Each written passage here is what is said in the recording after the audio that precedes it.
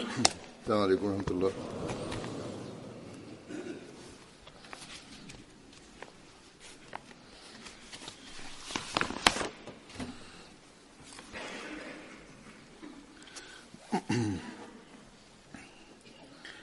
أشهد أن لا إله إلا الله وحده لا شريك له وأشهد أن محمدا عبده ورسوله أما بعد فأعوذ بالله من الشيطان الرجيم بسم الله الرحمن الرحيم الحمد لله رب العالمين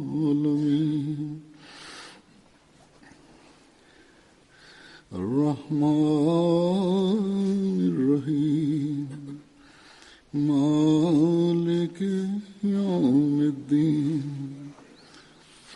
إياك نعبد وإياك نستعين اهدنا الصراط المستقيم صراط الذين أنعمت عليهم غير المغضوب عليهم ولا الضالين.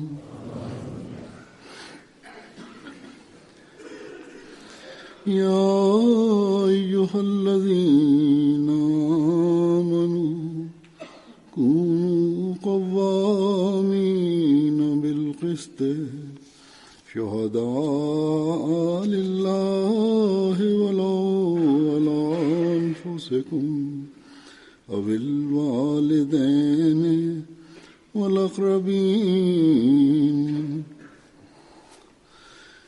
إن يكن غنيا أو فقيرا فالله أولى بهما ولا تتبعوا الهوى أن تعدلوا وإن تلووا أو تعرضوا فإن الله كان بما تعملون خبيرا.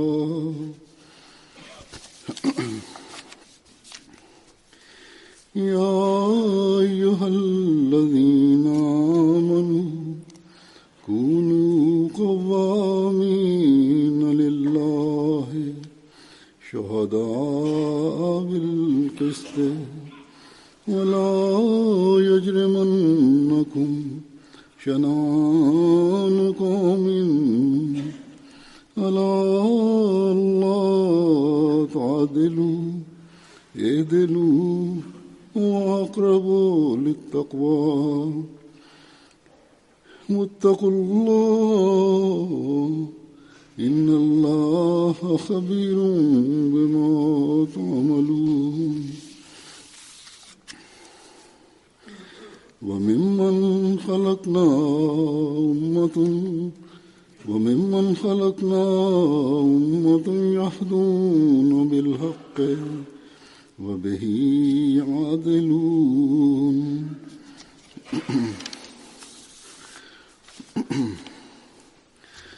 अल्लाह ताला ने जिस तरह Mënyra siç Allahu i Madhërisëm ka porositur dhe standardi i drejtësisë që ka vënë për muslimanët, nuk gjejmë këtë mënyrë dhe këtë standard në ndonjë fe tjetër, por për fat të keq në këtë kohë muslimanët në çdo shtresë kanë një grup të madh njerëzish, pra edhe në grupin e dietarëve, edhe në grupin e politikanëve, që nuk e përmbushin standardin e drejtësisë, dhe po ashtu edhe në shtëpi muslimanët e zakonshëm në për shtëpitë e tyre, në çështjet e tyre të përditshme, nuk e ruajnë atë standardin e drejtësisë që Zoti i Madhrishëm u kërkon dhe që pret ai pra nga besimtari. Në mosmarrveshjet shtëpiake nga burrat, nga gratë, nga njëherë qohen çështje deri në gjykat duke sajuar ngjarje të rreme, dërgohen dëshmi të rreme për të marrë të drejtën që nuk i takon. Njeriu bën kallëzime të rreme, kështu që ka një numër të madh njerëzish që orvaten për t'i marrë hakun e tjetrit dhe nuk punojnë me vërtetësi dhe gënjejnë dhe e mashtrojnë edhe gjykatën në disa vende.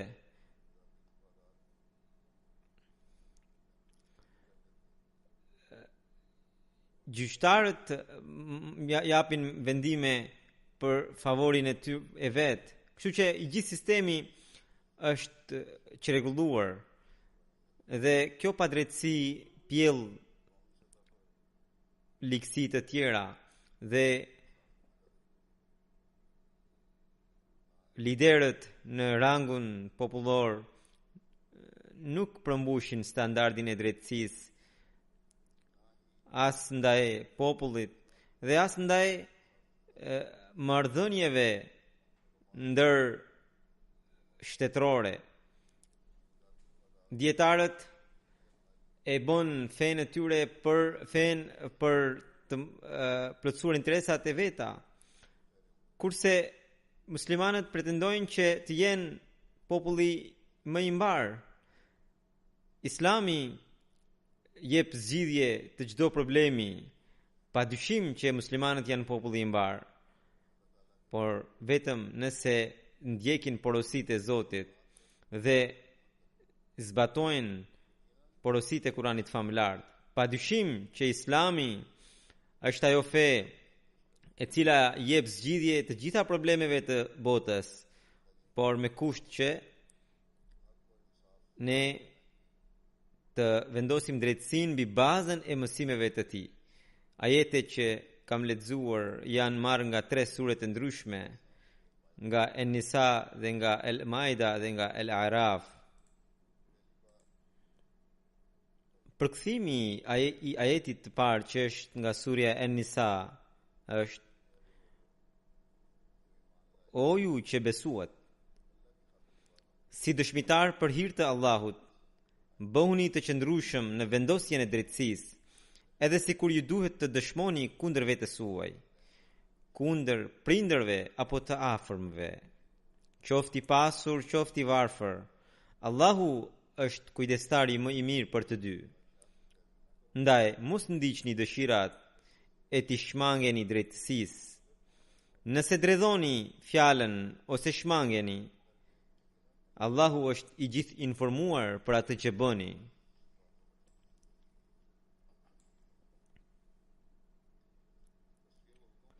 Pra, ky është ai urdhër për të vendosur standardin e drejtësisë edhe në çështjet marrëdhëniet e përditshme shoqërore, që çfarëdo rrethane të jetë, njeriu duhet të jetë i vendosur në drejtësi gjithmonë. Besimtarët urdhërohen që për hir të Allahut dhe duke zbatuar porositë e Zotit,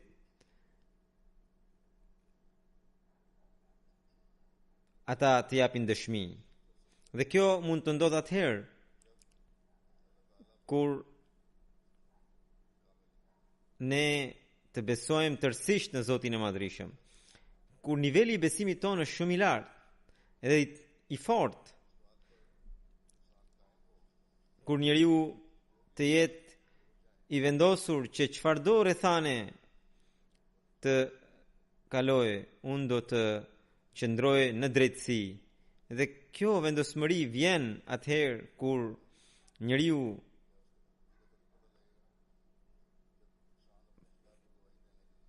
të jetë i gatshëm për të dëshmuar edhe kundër vetes, edhe kundër bashkëshortes dhe fëmijëve të vet, dhe nëse duhet edhe kundër prindërve të vet, nëse kundër të afërmëve të vet. Pra, Zoti thot që drejtësia ju largon nga ndjekja e dëshirave tuaja. Nëse ndiqni dëshirat tuaja, do të largoheni nga drejtësia. Në këtë kohë shoqëria ka kaq shumë probleme, sepse nuk janë standardet e drejtësisë, nuk janë të atij niveli që kërkon Zoti. Njerëzit përpiqen në përditshëm që të drejtojnë fjalën e tyre. Keqardhje vjen atëherë kur edhe nga ne, pavarësisht se kanë hyrë në bejtin e Hazret Mesihut premtuar alayhi salatu wassalam, duke u ndikuar nga shoqëria, bëjnë veprime të tilla ose japin dëshmi të tilla që janë larg së vërtetës. Allahu i Madhrishëm thot që qoftë nëse ndodh në humbje, qoftë për prindërit apo për veten tuaj, nuk duhet të thoni një fjalë që është e dredhuar, ose të lini një përshtypje që jeni shmangur për ta mos treguar të vërtetën, ose keni shpëtuar veten për të dhënë dëshminë e vërtet. Ne këtë gjë shikojmë për ditë në çështjet që qohen në gjykat. Njerëzit nuk para përdorin me drejtësi, me vërtetësi. Në çështjet huadhënie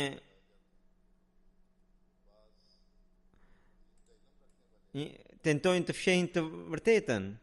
Disa edhe dietar që kanë dijen e fesë edhe që janë edhe në shërbim, nxjerrin fjalë të tilla që njeriu habitet dhe mendon se edhe një njeri i tillë që është dietar i fesë, që shërben kështu edhe vepron në këtë mënyrë, kurse Allahu i Madhrishëm thot që qoftë kundër të afërmëve apo prindërve, nuk duhet ta fshehni të vërtetën. Njerëzit thjesht për të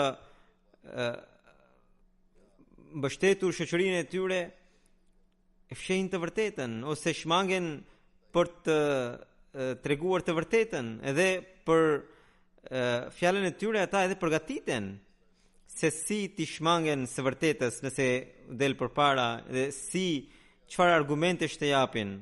Por gjithmonë duhet të mbani mend që çdo gjë që bëni ju, Zoti i Madhrishëm është i gjithë informuar për të. Nuk mund të mashtroni Zotin e Madhrishëm. Zoti thot se ju mund të përfitoni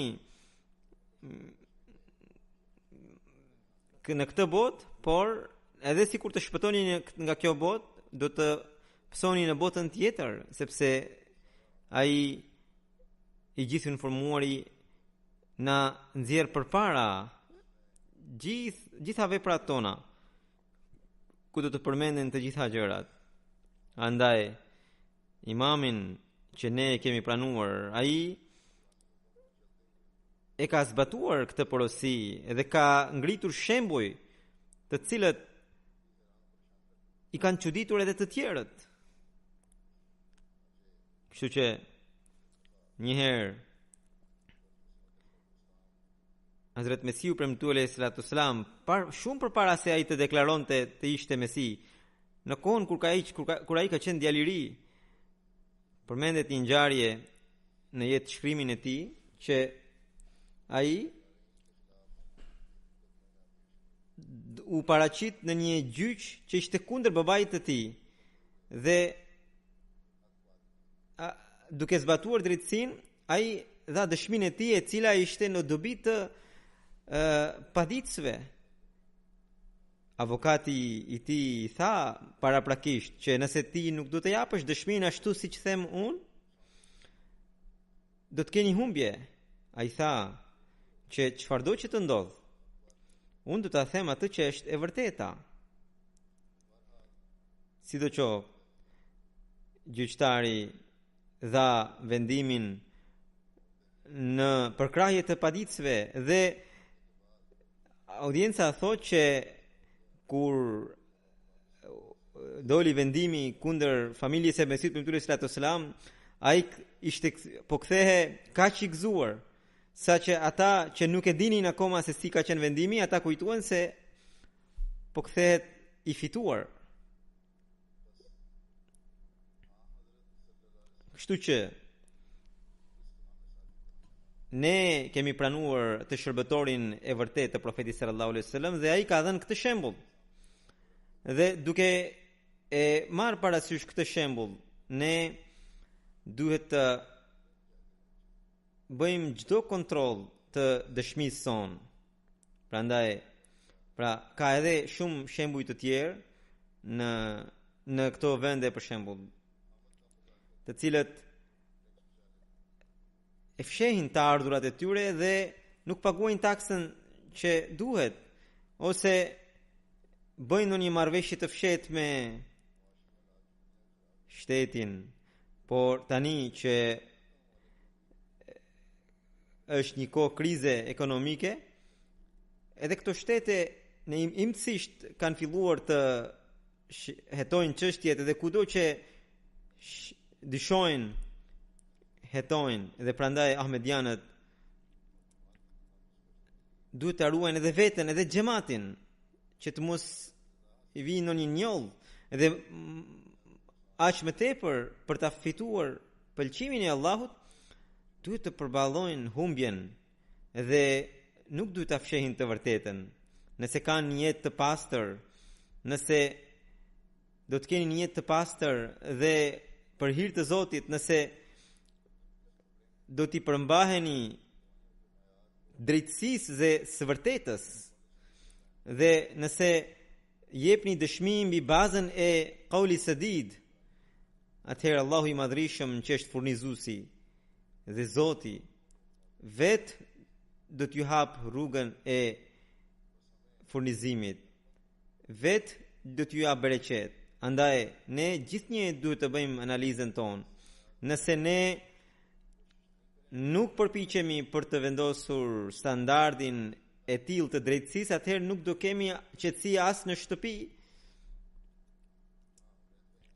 dhe as në shoqëri ku jetojmë.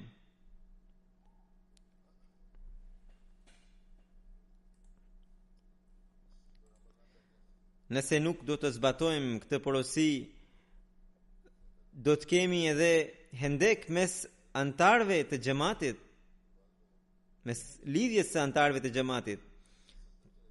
Çuditemi që disa njerëz kalojnë kaq shumë në pavërtetësi, saqë disa prindër më kanë dërguar ankesa që kur ndërpritet në një marrëdhënie bashkëshortore, saqë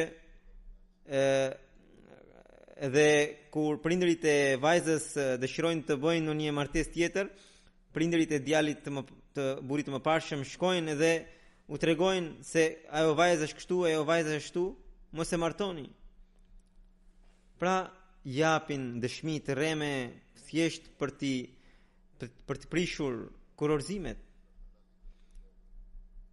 ose për të penguar që një çift të kurorëzohet. Kjo është gjë shumë e rrezikshme që e shkatron paqen e shoqërisë, e thyen beslidhjen tuaj. Është diçka që ju do të largoheni nga pëlqimi i Zotit. Allahu i Madhrishëm na ka bërë mirësi që ne e pranuam imamin e kohës. Na bëri vëllezër, na krijoi mundësi që ne të bëhemi vëllezër dhe ne për shkak të interesave tona personale ose për ta qetësuar veten tonë ose duke pasur mëri urrëtie ndaj njëri tjetrit, hakmeremi dhe kalojmë deri në atë mas sa që nuk kemi frikë as ndaj Zotit. Nëse dikush mendon se ati është bërë pa drejtësi, atëherë pasi që u zgjidh çështja, ai le të ndahet nga ai për cilin e mendon që ka bërë pa drejtësi dhe t'ia lë Zotit çështjen. Kjo është puna e besimtarit, që ai t'ia lë Zotit këtë çështje. Pastaj pasi të vendosni drejtësi në shoqëri, Allahu i Madhrishëm ka porositur besimtarët që ata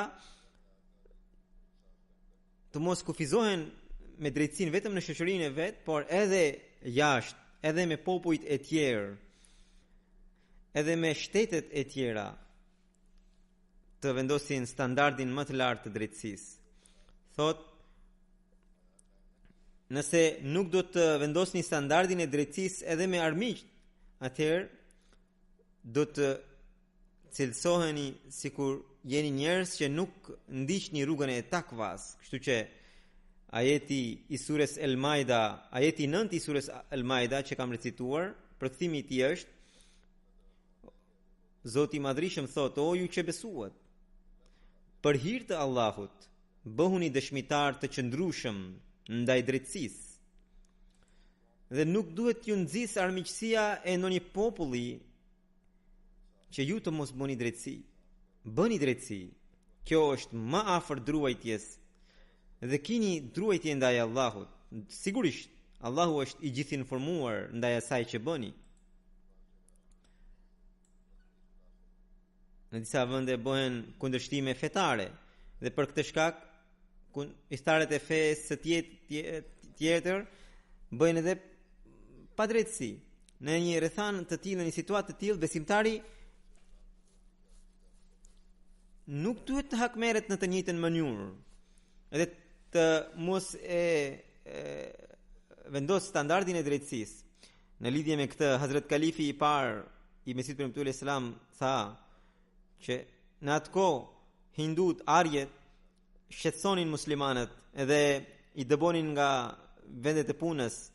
Ai tha që nëse ata veprojnë kështu, muslimanët nuk duhet të sillen në këtë mënyrë, kur ata do të jenë në pozitë drejtuese.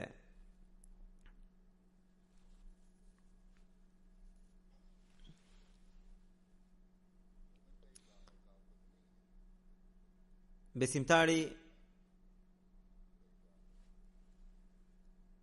e ka për detyrë të vendosë drejtësinë dhe të punojë me takva dhe çështjen e vet t'ia lërë Zotit të Madhrishëm, që është i gjithë informuar. Një besimtar i vërtet e ka për detyrë të përmbahet fuqimisht porosisë së Zotit dhe të mos lëkundet në të. Ky është muslimani i vërtet. Edhe që të jesh i tillë,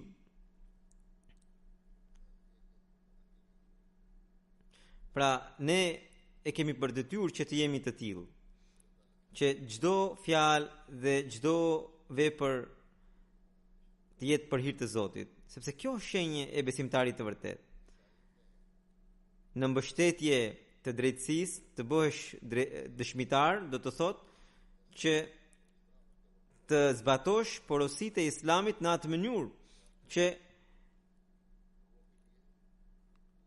jeta jote praktike të jetë shembull për fen, për hithtarët e feve të tjera dhe për shoqërinë, për popujt e tjerë. Këto ditë në Perëndim thuhet shumë për padrejtësitë e muslimanëve dhe thonë se ata që nuk bëjnë drejtësi me njerëzit e vet, çfarë do të bëjnë me të tjerët? Është një akuzë e rëndë. Pra, muslimanët vet po e njollosin Islamin.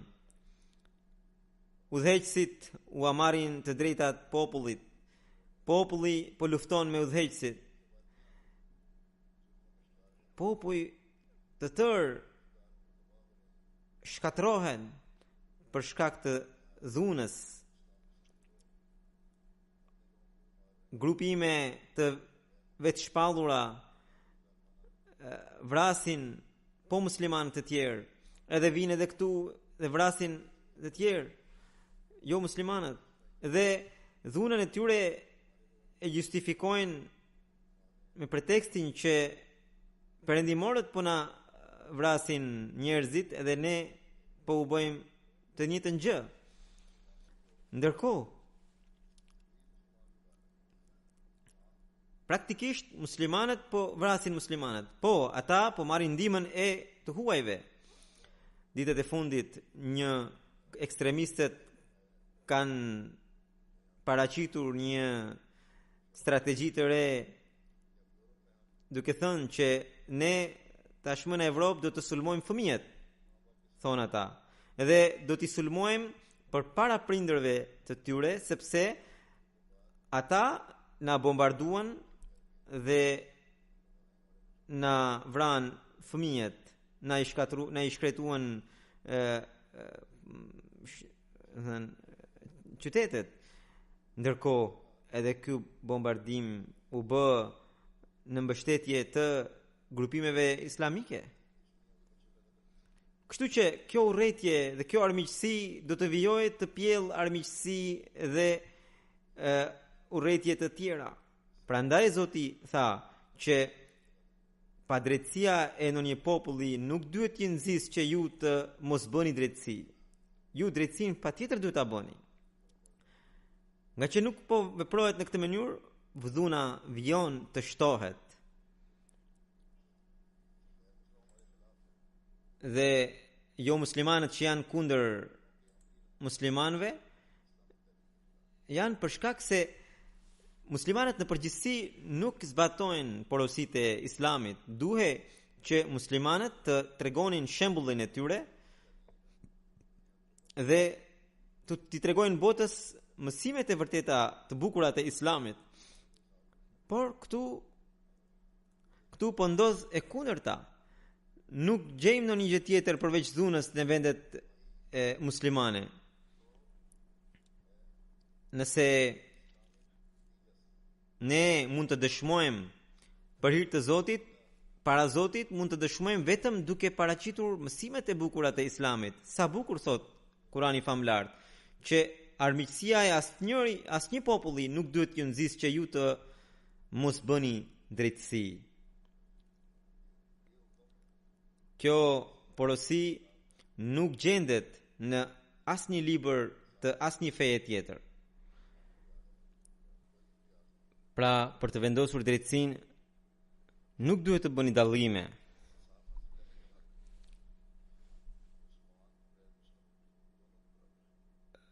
Për të marrë drejtësinë, edhe muslimanët, edhe jo muslimanët kanë të drejtën e tyre. Për muslimanët u është dhënë porosi që ata duhet të jenë më të kujdesshëm për të përmbushur të drejtat e kundërshtarëve. Sa mësimi i bukur është ky. Por pavarësisht nga ky mësim i bukur, veprimet e muslimanëve në përgjithësi e njollosën Islamin në botën jo muslimane. Në përgjithësi, dietar musliman, liderët musliman, të gjithë janë të përfshirë në veprime të tilla.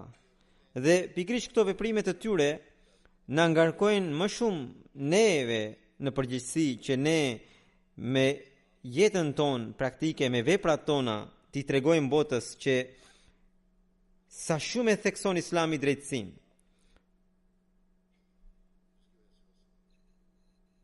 Atë drejtësi që mund të vendos paqe në të gjithë botën. Dhe deri në çfarë imtësi i dërguari Allahu sallallahu alaihi wasallam i bëri sahabët që të vepronin. Do t'ju jap disa shembuj. Një herë i dërguari Allahu sallallahu alaihi wasallam dërgoi disa sahabë për të marrë informacione, sepse situata siç ishte në atë kohë ishte shumë e rrezikshme për muslimanët. Në çdo kohë, në çdo çast, kundërshtarët mund të sulmonin, armiqt mund të ndeznin luftë. Në një kohë të tillë, kur sahabët shkuan për të marrë informacione, ata gjetën disa njerëz brenda kufive të haremit, pra të Mekës. Muslimanët menduan që këta në kanë parë ne, nëse ne do t'i lëmë të gjallë, ata do t'i thonë njerëzve të Mekës dhe ata do të na sulmojnë dhe të na vrasin ne. Me këtë mendim, ata i sulmuan mohuesit. Dhe një ose dy prej tyre i vranë. Kur sahabët u kthyen në Medinë, erdhën Mekasit dhe ju ankuan profetit duke thënë se kështu njerëzit tuaj na vran dy njerëz dhe na vran brenda kufive të Mekës. I dërguari Allahu sallallahu alaihi wasallam,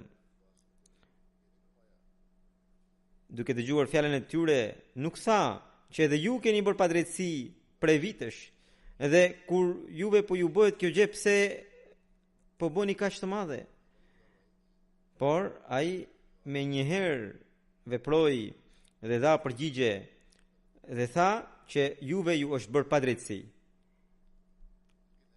Dhe mundet që për shkak se duke keni qenë në kufit e haremit, ju nuk keni marrë masa të mjaftueshme për vetëmbrojtje dhe prandaj në bazë të kanunit të arabëve do të jepet shpagimi i të dy të vrarëve. Edhe ai e bëri, profeti sallallahu alajhi wasallam e bëri. Dhe njëkohësisht edhe sahabëve u tërhoqje vëretjen në mënyrë të fuqishme. Përmendet edhe një ngjarje tjetër që në një luftë, në një betejë, një grua u vra gabimisht nga duart e sahabëve. Kur profeti sallallahu alajhi wasallam e mori vesh, u zemërua. Përmendet në rrëfim që kaq shumë u zemërua sa që ne nuk e kishim parë profetin të zemëruar kaq shumë ndonjëherë tjetër. Sahabët thanë se profet ajo u vra gabimisht, po prapë se prapë profeti sallallahu alaihi wasallam i erdhi keq dhe tha se nuk u vendos drejtësia. Dhe pastaj për të vendosur drejtësinë, ai si e zgjidhi çështjen e një muslimani dhe një hebreu. Thuhet në një rrëfim që një hebreu i kishte borxh një musliman 4 dirham, edhe afati kishte kaluar. Hebreu erdhi dhe ju ankua profetit Muhammed sallallahu alaihi wasallam që filan musliman më ka borxh 4 dirham, edhe nuk më ka kthyer. Profeti sallallahu alaihi wasallam e thiri sahabin në fjalë që kishte emrin Abdullah. Tha, ktheja borxhin. Hazret Abdullahu tha që pasha Zotin që ju ka dërguar me drejtësi, me vërtetësi, unë nuk kam fuqi, nuk kam mundësi ta kthej borxhin. Profeti sallallahu alaihi wasallam përsëri i tha, ktheja borxhin. Abdullahu përsëri tha, unë i kam thënë atij që ju do të na dërgoni në Khayber edhe do të na jepni disa plaçk lufte, edhe unë kur të kthem nga Khayberi do t'ja paguaj. Profeti sallallahu alaihi wasallam për herë të tretë i bëri thirrje, kthejani borxhin. Kur profeti Muhammed sallallahu alaihi wasallam thoshte 3 herë, ajo konsiderohet si vendim i prerë. Kështu që Hazrat Abdullah me njëherë shkoi në treg edhe kishte një çarçaf që kishte mbuluar veten. Edhe kishte edhe një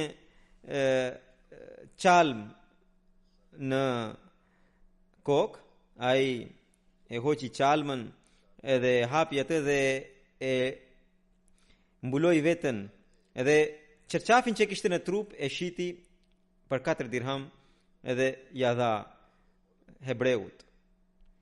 Pra ai nuk i tha hebreut që kur për t'ia shtynte afatin, por njeriu të vet i tha: ktheja borxhin edhe sikur ju desh të shiste rrobat e trupit. Ky është standardi i drejtësisë. Dhe ne pikërisht këtë standard duhet të kemi në çdo shtresë, në çdo nivel. Atëherë do të jemi shërbëtor të vërtet të shërbëtorit të profetit Muhammed sallallahu alaihi wasallam, pra të Mesit premtuar Islam, dhe do ta përmbushim qëllimin e ardhjes së Mesit premtuar. Ai erdhi për të përhapur mësimet e Islamit, për t'i treguar botës bukuritë e Islamit, në mënyrë që sa më shumë njerëz të vinë nën flamurin e profetit Muhammed sallallahu alaihi wasallam. Dhe kjo gjë mund të bëhet vetëm atëherë kur ne ta udhëzojmë botën me vërtetësi, me drejtësi, edhe po me vërtetësi dhe me drejtësi ta zbatojmë këtë mësim në jetën tonë praktike. Prandaj edhe ajeti i surës Al-Araf që kam lexuar, që kam recituar, këtë gjë thot Allahu i Madhërisëm. Përkthimi i tij është: nga ata që kemi krijuar ka edhe njerëz që udhëzojnë me të vërtetën dhe po me anë të saj gjykojnë. Pra, njerëzit që kanë udhëzuar kanë qenë gjithmonë ata të cilët flisnin me drejtësi edhe përmes saj gjykonin. Edhe sot e kësaj dite do të jenë të suksesshëm vetëm ata që do të udhëzojnë me vërtetësi dhe me anë të saj gjykojnë. Kur njeriu vet nuk është në udhëzim, si mund të udhëzojë tjetrin? Kur njeriu vet nuk është mbi drejtësinë, çfarë drejtësie do t'i jap të tjerëve? Prandaj, ne nëse kemi hyrë në bejtin e Hazrat Mesit premtuar alayhi salatu wasalam, nëse duam ta përmbushim atë dhe misionin e Mesit premtuar, dhe nëse duam ta përhapim mesazhin e Islamit në çdo cep të botës, nëse duam ta përmbushim detyrën e tabligut, atëherë duhet ta zbatojmë këtë porosi dhe në bazë të kësaj porosie duhet të zhvillojmë edhe virtytet tona. Dhe për cilat i dërguari Allahu sallallahu alaihi wasallam ka porositur dhe për cilat Mesiu premtuar alayhi salatu wasalam na ka këshilluar. Nëse dëshmitë tona nuk janë në përputhje me drejtësinë, nëse jeta jonë nuk është në përputhje me thënjet e profetit Muhammed sallallahu alaihi wasallam, nëse zemrat tona edhe për armiqt nuk janë të pastra nga mëria dhe urrëtia, atëherë tabligu ynë, thirrja jonë drejt Zotit nuk do të jetë e sinqertë. Gjendja jonë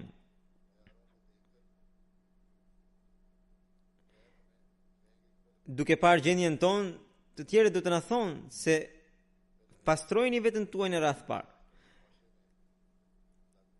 Vendosni drejtësinë në radh parë në shoqërinë tuaj, pastaj na thoni.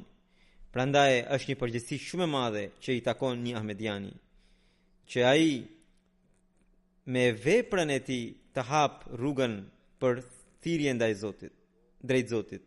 Dhe rrugët që do të hapen përmes veprave tona, duke njerëzit që do të marrin përshtypje nga veprat tona, ata nuk do të mbeten pa shprehur bukurinë e Islamit. Allahu bëf që ne të zbatojmë porositë e Zotit edhe të kalojmë jetën sipas saj, sipas tyre dhe të përmbushim beslidhjen që kemi bërë me Mesiun e premtuar alayhi salatu wassalam.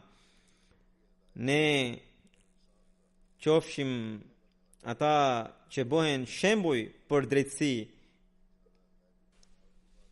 Pas namazeve do të udhëheq një gjenaze ghaib, e cila është Hasan Muhammad Khan Arif sahibit, i biri i Fazl Muhammad Khan sahibit Shimlavi. Hasan Muhammad Khan sahibi ishte zëvendës vakilut Tabshir Rabwa dhe pastaj ishte edhe kryeredaktor i gazetës Ahmedia Gazette të Kanadas. Ndroi jetë më 3 nëntor në moshën 97 vjeçare. Inna lillahi wa inna ilaihi rajiun. Me bekimin e Zotit kishte bërë dhe vasiat, pra testamentin. Hasan Muhammad Khan Arif sahibi lindi më 26 janar 1920 në qytetin Jalandhar. Babai i tij Fazl Muhammad Khan Sahib Shimlavi e pranoi xhamatin në vitin 1915 në dorën e Hazrat Kalifit të dytë. Hasan Muhammad Khan sahibi, pra i ndjeri,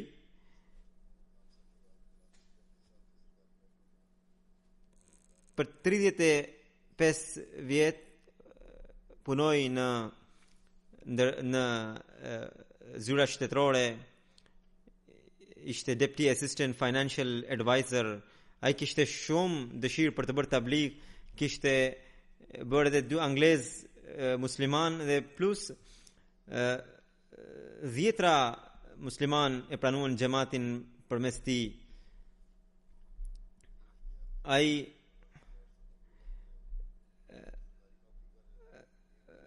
se pari pra shërbente pra punë shtetërore, pastaj me porosinë e kalifit të dytë mbaroi shkollën e lartë, erdhi në Rabwa dhe në 43-ën kur Hazrat Kalifi i dytë erdhi në Delhi, ai paraqiti kërkesën për të dedikuar jetën e tij. Ndërkohë ishte në punës në government në shtetin indian. Ai tregoi babait të vet, babai u gëzua, por ai gjithashtu e këshilloi që po shkon për të bërë dedikimin e jetës, mos kujto se do të gjesh një jetë luksoze atje. Nëse dëshiron të dedikosh jetën, mbaj mend që ky është një shtrat me xhemba dhe nuk do kesh më jetë si princ. Dhe do të jetosh si një njeri tepër i thjesht. Edhe të ardhurat e tua do të jenë shumë më pak në krahasim me këto që fiton. Edhe me këto do të mbjetosh. Ai tha se po, unë e pranoj dhe dua ta dedikoj jetën. Edhe kështu që bashkë me taatin ju paraqit para kalifit të dytë. Hazrat Kalifi i dytë tha se pari përfundoje shkollën dhe pastaj hajdeni. Kështu që në 45-ën ai përfundoi shkollën dhe e njoftoi kalifin e dytë dhe ai tha që mirë, ai dha dorëheqje nga punë, nga shërbimi shtetëror dhe u paraqit në xhamat dhe kalifi i dytë e caktoi naib, pra zëvendës vakilut tijaret. Pra dhe pas u nda India dhe Pakistani, ai dëshiroi që të rinte në Kadian si dervish për gjithë jetën. Kalifi i dytë e pranoi kërkesën, por pas një farë kohe, për shkak të nevojës, kalifi i dytë e thirri në Pakistan dhe aty ai do të shërbente si zëvendës vakilut tijaret dhe pastaj ka qenë in charge i zyrës Furqan Force dhe pastaj në 51-shin punoi në zyrën e vakalet të Tabshir. Në 53-shin kur policia mbastisi zyrat e xhamatit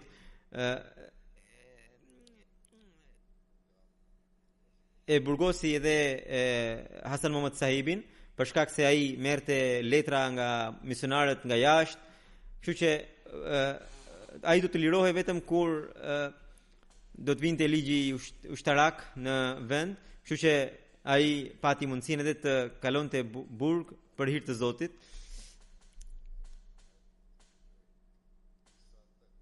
Pra, për 30 vjet ai shërbeu si zëvendës Vakilut Tabshir. Dhe gjithashtu shërbeu edhe në zyra të tjera të rëndësishme përkohësisht, kështu që ka qenë Vakilu Divan, Vakilu Talim, Vakilu Ziraat, Vakilu Mal dhe Afser Amanat. Dhe në 81 ai doli në pension edhe mërgoi në Kanada. Aty do të bëhej kryeredaktor i gazetës Ahmedia Gazette. Dhe deri në 2006, pra 26 vjet, ai punoi, shërbeu pra si kryeredaktor i kësaj gazete. Ai ishte ndër vasiatbërës të parë. Numri i vasiatit ishte 5745, kurse në Tahrik e Jadid ai renditet në radhën e parë. Numri i tij ishte 151. Në 78-ën ai do të shkruante një libër të titulluar Qafini i Shenjtë, pra rreth qafinit të Isait alayhis salam. Ai zotronte shumë mirë gjuhën angleze, por kalifi i tretë e porositi që ta shkruante në gjuhën urdu, sepse për këtë temë ky do të ishte libri i parë në gjuhën urdu. Përveç kësaj, ai shkroi edhe libra të tjerë për fëmijë, siç është Profecitë e Mesit Premtuar alayhis salam dhe Hazrat Bilali e të tjera. Ai u martua në vitin 1944 me zonjën Sajida Akhtar Faizi, që ishte e bia e Fazlur Rahman Faizi sahibit, dhe me të ai ka 4 djem dhe 2 vajza që jetojnë në Amerikë dhe në Kanada.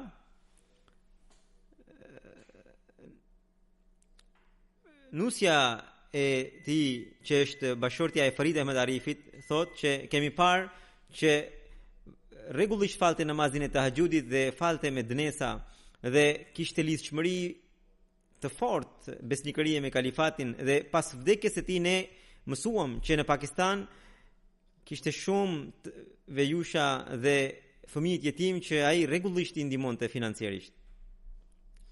Amir sahibi i Kanadas shkruan që në zonën ku ai banonte ka shumë sik, pra një fe, dhe për shkak të miqësisë me ta, ata kanë pasur, pra sikët kanë pasur një organizatë të tyre, edhe të ndjerin e kishin zgjedhur si president të asaj shoqate, dhe duke insistuar.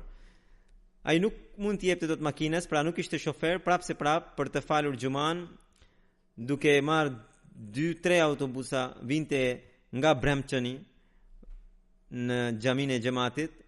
Zëvendës Amir sahibi i Kanadas thotë që pasi erdhi në Kanada e ngriti shumë nivelin e gazetës, pra Ahmedia Gazette, për ne ishte krenari.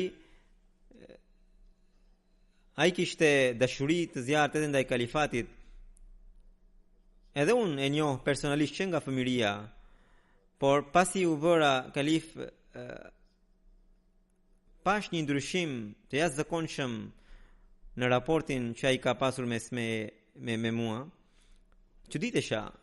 Fillimisht kur nuk ishte kompjutera, ai pjesën e urdu e kishte shkruante vetë të gazetës, pra Ahmedia Gazette, ndërsa të anglishtës shkruante me makinë shtypi.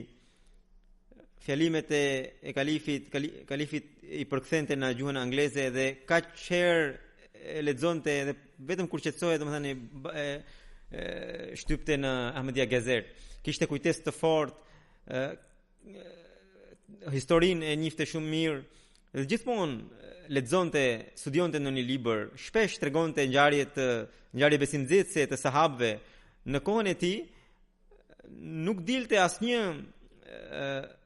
numër i gazetës ku të mos kishte në një ngjarje besimdhëse të kalifit të parë, nga Mirqatul Yaqin, nga libri Mirqatul Yaqin, edhe në urdu edhe në anglisht. Allahu e mëshiroft dhe ja ngrit nivelet në xhenet, dhe fëmijëve dhe pasardhësve të tij i bëft që të jenë të lidhur fuqishëm me kalifatin dhe me Ahmediatin.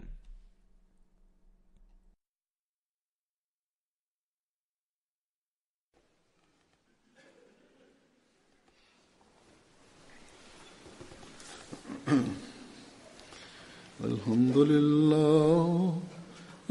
لله نحمده ونستعينه ونستغفره ونؤمن به ونتوكل عليه ونعوذ بالله من شرور أنفسنا ومن سيئات أعمالنا من يهده الله فلا مضل له ومن يضلل فلا هادي له ونشهد أن لا إله إلا الله ونشهد أن محمدا عبده ورسوله عباد الله رحمكم الله إن الله يأمر بالعدل